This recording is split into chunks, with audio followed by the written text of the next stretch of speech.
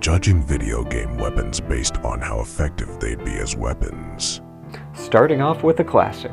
Now, my biggest issue with this sword is the bevel right here, and that's the part of the blade that's actually angled to be sharpened. This one has a very short bevel, which means it needs to have an obtuse angle to get to that point. If you made it have a different cross-section, it would have a much finer point and would be a lot better at cutting. My second issue is the guard here. It's very big, and in order to take a hit from another sword, it would need to be heavy, and that wouldn't really be too bad, but it would really shift the point of balance in the sword, which might actually be why Link can use it one-handed, but it's not a bad design. I really like this one because the curve of the blade goes down and then the point gets brought back up to be in line with the handle, which means that you get all the benefits of a curved sword and an intuitive thrusting. It's called a keyblade, but it is not a blade. I will be generous and say that it could work as a club. However, the guard that it has, it makes sense to have protection on the front, but on the back, that just would not be ergonomic at all. This one comes so close. They've got the blade right here, it's got the hole for where it normally mounts to a katana handle, but then they mount it to a weird contraption. Kratos has some short but chunky swords. Surely there's nothing like that in history, right? Right? Actually, they're not too far off from some Lombardian cleavers, and is relatively close to a falchion found in the 13th century Masajowski Bible. And it's perhaps the most similar to the Indian Ramdao, so swords that look like his swords do exist. But what about throwing them? That's got to be fiction, right? Yeah, pretty much.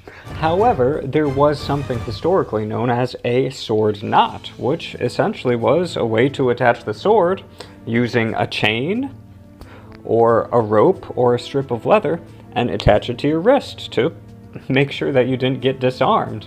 And sometimes those attached to the armor. Now, I haven't read any accounts of people throwing those. However, knowing humans, I'm sure it was done. Not a big fan of this one because the circles here limit your grip options, which is really strange when they advertise it as a utility, very versatile knife. This one looks a bit too bulky up here, but there were blades that were forward curved like this. They were often more designed to get around shields with thrusts than cuts, so I wonder how this one would perform. It might be okay. I'm not even sure if I should make a Berserk reference for this one, it's just ridiculous now. This one's not bad. The blade looks like a kopis or some sabers or falchions. A little problem I have is the guard. It doesn't really seem like it would protect you too much, but I mean the handle seems like it's a ovular or rectangular shape, which is really nice. Talking about handles, this one doesn't look too comfortable, but the blade looks fine and it looks functional. So I was going to have this guy in just one of the episodes where I cover like 3 or 4 video game weapons, but I think he deserves his own episode. I mean, look at this guy. Look, the katana, that's just a regular old katana. Pretty normal. It's red, it looks cool, it looks great. But what is interesting is right here. Look at this right here. Do you see anything strange about this? It's a sword scabbard with a gun magazine and a trigger. Do you want to know how it works? It essentially fires blanks and it has a captive bolt there, and that allows him to shoot out his blade in essentially the extreme version of Japanese Iaido quick draw. And I mean, that'd be bonkers to do in real life, but with cybernetic enhancements like he has, that's a really good idea. It's perfect. Anybody who says anything in Shadow of the Colossus isn't perfect is wrong.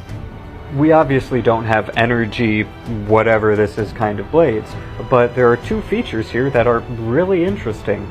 It does not have a guard, which normally that protects your hand from getting hit by other swords. But most of the enemies in Borderlands have guns, so you don't really need a guard, so you can have a little bit of a lighter sword. And another factor is it's a little wider here at the tip than the rest of the blade, and that's similar to the Yelman of a Turkish Kilij. Now, that serves 2 purposes. It makes it a little bit heavier for cutting, and it also gives more surface area for thrusting. So, It's really interesting. It's not horrible for a video game sword. It'd probably be about twice as heavy as the heaviest swords, but could be functional. A lot of people have been asking me if Cloud's Buster Sword would work as an actual sword. No, it would not. It is way too big and heavy for a human to use. However, he has other swords, like the Mithril Saber. Now, that would be usable, however, it's by no means of the definition a saber. The Iron Blade is not quite as anime big, but it's better. It's better than the Buster Sword. The Nailbat is not really a sword, but it's a viable weapon. Hard Edge has the same issues as the Buster Sword, and might even have more issues because it'd be more front heavy because of how wide it is. And Twin Stinger, the blade itself, could be viable, but I don't like how the quillins go down into where you'd be maneuvering the blade.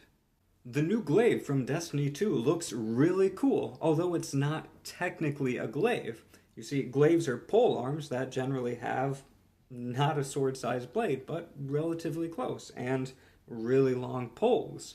And this one seems to have a blade that's about equal size with the handle, which makes a lot of sense for them because pole arms would be pretty unwieldy going through spaceships and everything, but having a longer blade-size handle would give them a lot more leverage to deal with the large enemies that the Guardians have to go through. So it's a really cool weapon, and the design looks great, really functional. And it can shoot lasers? Would the data knife from Titanfall work as an actual weapon? My first thought was no. And then I saw this video. The microchip parts slide out, and it can work as a pry bar. So it's actually really interesting. There's a seatbelt cutter and a saw blade right here, so it would definitely be useful as a tool, and would be great if a pilot got stranded with nothing else but this. And I think that my biggest criticism, that it is a highly sophisticated tool, is alleviated a bit by the fact that their main melee attacks are punching or kicking.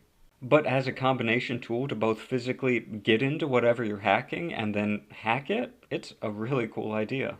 I don't believe the saw blade and the buzz axe rotate, but for an improvised blade it's not too bad.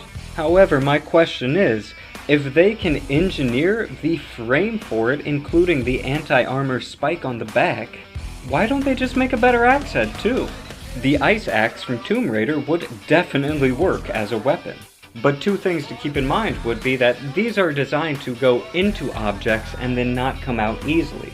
Not exactly ideal weapon qualities. And also some of them are made from aluminum, which when going against soft targets won't be an issue, but if you're parrying against a steel blade, might be problematic. This is pretty much just a space katana. This would definitely work as a sword, but it's interesting how it's a European longsword that's named after an influential Japanese sword maker. Would Warframe weapons work as actual weapons?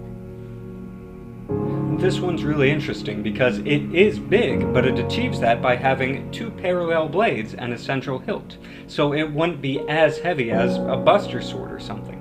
It would have its own issues, but it's interesting, though I don't like the guard area. This one is kind of in between a scythe and a Japanese kema, and I think you could definitely use it, though I'm not a fan of the dual blades here. And this blade on the bottom could be problematic depending on where you put your hands. This one's kind of like the Halo Energy Sword, except solid and with a gun, but given how all the weight would be out here, it would be incredibly heavy and uncomfortable to use. However, this one works as a gun blade, and if that's like a lightsaber thing that can retract, that would be ideal. How would you even hold this? This one's big, but I do like the blade on the back. That's reminiscent of many medieval weapons like the poleaxe that had multiple heads. As far as improvised weapons go, you could definitely do worse. And this one's pretty much similar. It would work, you could do stuff with it, but without the magic powers, you'd be better off with a regular machete. If the ice is cold enough, then it's definitely possible to make it sharp and work essentially like a one-time use stiletto. But One-time use is the key word there. Flaming swords are kind of counterintuitive. Normally, it's ideal for a sword to just go straight through a target and not get stuck. But with a flaming sword, just slicing through won't really add an extra d6 of fire damage. You'd essentially have to get the blade in and then have it linger there for a few moments in order to get the flames to really do anything. So it wouldn't really act as a sword, but it would kind of be its own unique weapon. This blade right here would act a lot like an Indian guitar, but it's important to make sure that it's mounted securely so that way edge alignment doesn't get thrown off. And I think the designers need to explain themselves what they were thinking when they made this one. This knife would definitely work as an actual knife. It's kind of an interesting K-bar Bowie hybrid type thing, but in lore, it's 4 pounds, which is heavier than some long swords. No wonder Spartans can use it to pierce Spartan armor. Tone them down a little and they could work as regular tonfas, but then they'd pretty much just be regular tonfas. This punching blade isn't as good as actual historical punching blade designs like the guitar. However, there's an interesting feature that I saw in a mod. You can use a firearm with it, but that won't work too well in real life because most people aren't just holding weapons out with a straight arm. They're usually holding it like this at a bit of an angle. As far as improvised weapons go, this design isn't too bad at all. But the big issue that I have with it is the guard kind of curves down, and if you use it, you might jam that into your hand, which would not be good. Heads for most historic warhammers weighed about 1 or 2 pounds, so this is a lot bigger than that. But given that this is a plasma hammer, having this head be hollow makes a lot of sense, because it has to have all the electronics in it. So this isn't really a bad design at all. This one kind of looks like the main blade is replaceable and slides in between 2 posts on the sword. Kind of like an X-Acto knife or some razors, which would limit most of the cutting to right here. If this part was incredibly sharp and he had replaceable blades, then it would kind of make sense. Otherwise, I think a regular machete would be better. It is incredibly refreshing to see a normal-sized greatsword in Dark Souls. The proportions are a slightly exaggerated Albion Principe. Those proportions, plus the wrapping on the blade, give it a really nice fantasy feel, without being ridiculous. Emil's knife works as a knife, and it's obviously based on a kukri design, but more modernized. However, in giving the knife a different look, they just made it look more like an Ottoman yataghan than a kukri.